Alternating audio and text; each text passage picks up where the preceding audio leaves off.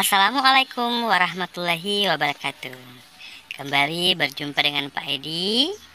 Hari ini kita akan membahas tentang tema 3 tokoh dan penemuan, sub tema 2 pembelajaran 1. Sebelum Bapak menjelaskan, Bapak ingin tanyakan dulu, apa kabar kalian hari ini? Yang pastinya kalian tetap bersemangat meskipun belajar di rumah masing-masing. Simak penjelasan Bapak berikut. Untuk pertemuan hari ini, kita akan membahas di 3 mata pelajaran, yakni Bahasa Indonesia, IPA, dan IPS.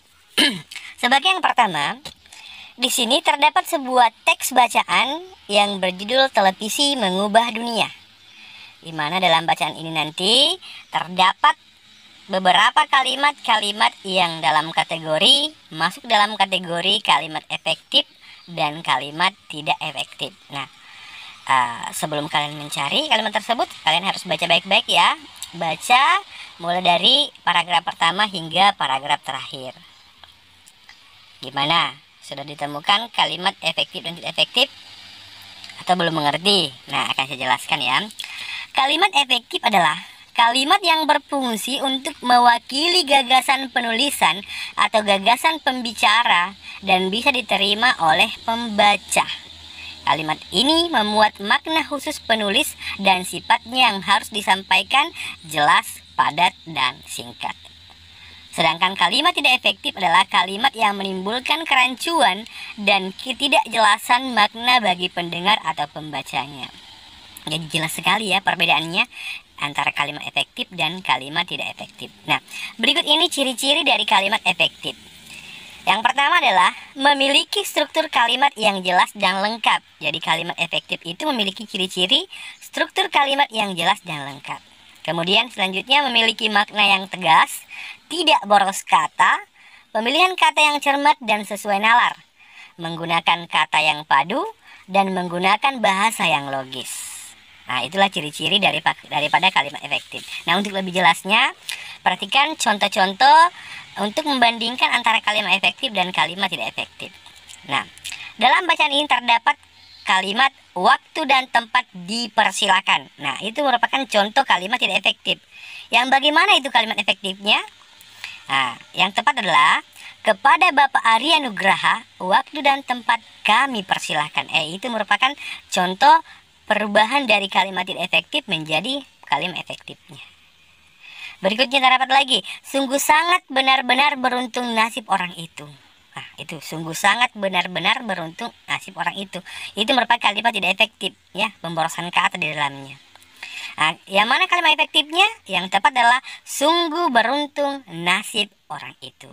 Nah, dari contoh-contoh yang Bapak berikan ini atau yang terdapat dalam buku kalian, itu jelas sekali yang mana tidak efektif, yang mana efektif. Paham kan? Masih ingatkah kamu tentang rangkaian listrik paralel? Iya, coba diingat kembali. Tentunya masih ingat kan? Pada sebelumnya kan saya sudah pernah jelaskan tentang rangkaian seri. Nah, rangkaian paralel juga. Untuk lebih jelasnya, apa itu rangkaian paralel? Perhatikan. Rangkaian listrik paralel adalah rangkaian listrik yang disusun secara berderet. Jadi, susunan bohlamnya itu berderet. Sehingga masing-masing lampu memiliki rangkaian tersendiri di mana langsung terhubung pada sumber energi.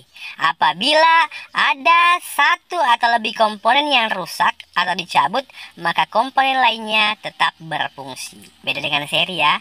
Kalau salah satu komponennya rusak atau mati, komponen yang lainnya ikut juga mati. Beda.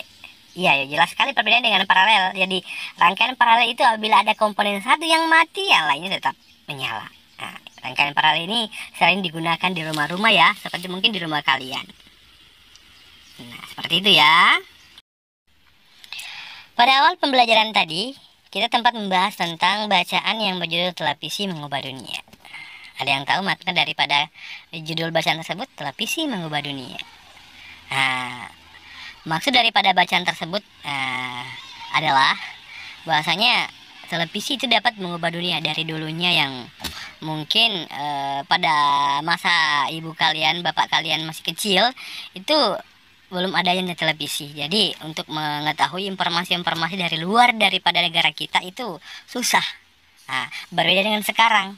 Nah, televisi itu memiliki pengaruh yang sangat signifikan terhadap kehidupan masyarakat.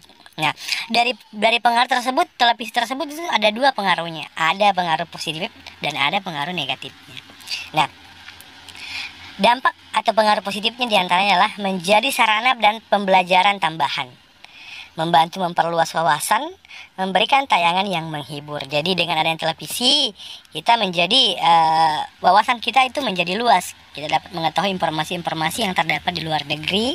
Kemudian suasana suntuk dapat menjadi terhibur dengan adanya tayangan-tayangan televisi tersebut. Kemudian yang kedua adalah dampak negatifnya. Apa saja? Mengurangi waktu belajar. Nah, saking asiknya menonton televisi, akhirnya waktu belajar terbuang percuma. Banyak berisi tontonan yang tidak cocok untuk pelajar.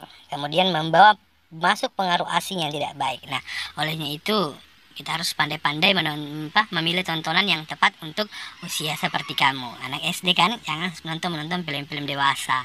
Paham kan? Oke, demikian penjelasan Bapak hari ini. Mudah-mudahan apa yang Bapak jelaskan hari ini dapat menjadikan tambahan ilmu buat kalian. Darimu tadi sebelumnya mungkin belum tahu, sekarang menjadi tahu dengan melalui penjelasan Bapak. Nah, tugasnya menyusul ya sebentar. Tetap bersemangat meskipun belajarnya di rumah masing-masing. Assalamualaikum.